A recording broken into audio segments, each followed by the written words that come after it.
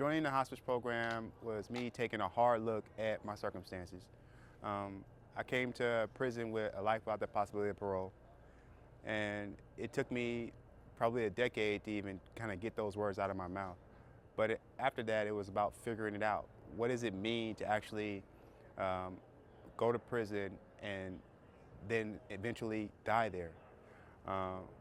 What happens in the middle? And for me, that was the journey I had to get on, to figure out what was happening to me in real time and how to go and understand it and pay respect to it. And so I joined the program. First order of the day is breakfast and showers and patient care. And I'm just there to assist the nursing staff through all of it. Whatever is going on in the moment, I'm right there with an extra set of hands and an open heart. I've heard it from officers, counselors. I've even heard it a couple of times from some of the nurses who were curious. First time working with a pastoral care service technician and asking us where do I get my training from? What am I here to do? And how did I get to this point? And a lot of times they are shocked and they say, wow, how are you able to do this?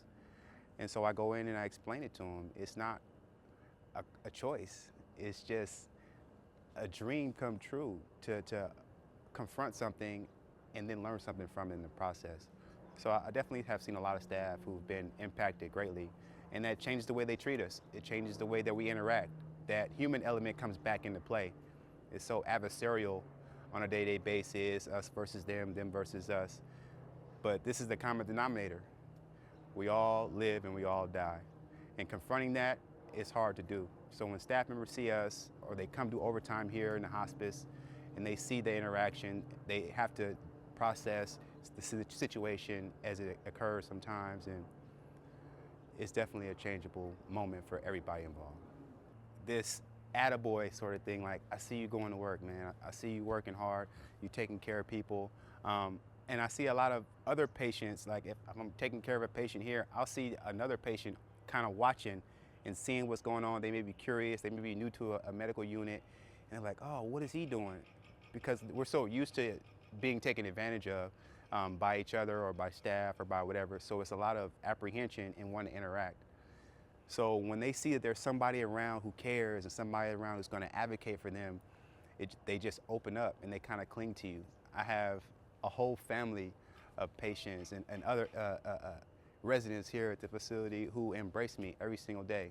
I could walk down the hallway and get 100 hugs, you know, when before it was just this kind of, we're all kind of invisible to each other. So it's definitely a conversation starter.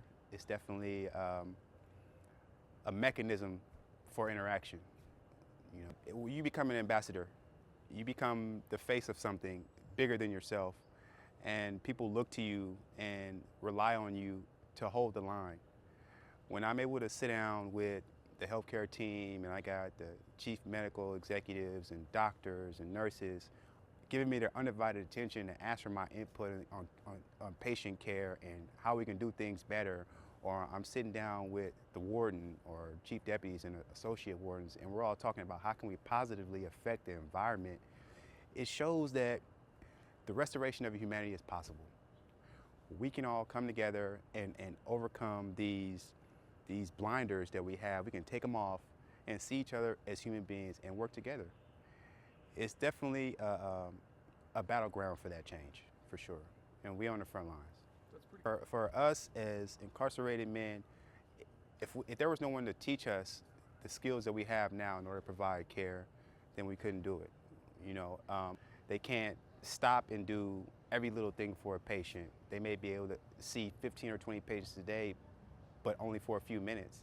So we're there to plug those gaps, to do those extra things that create a positive and healthy environment for patients to heal in, or in this case, to spend the rest of their days.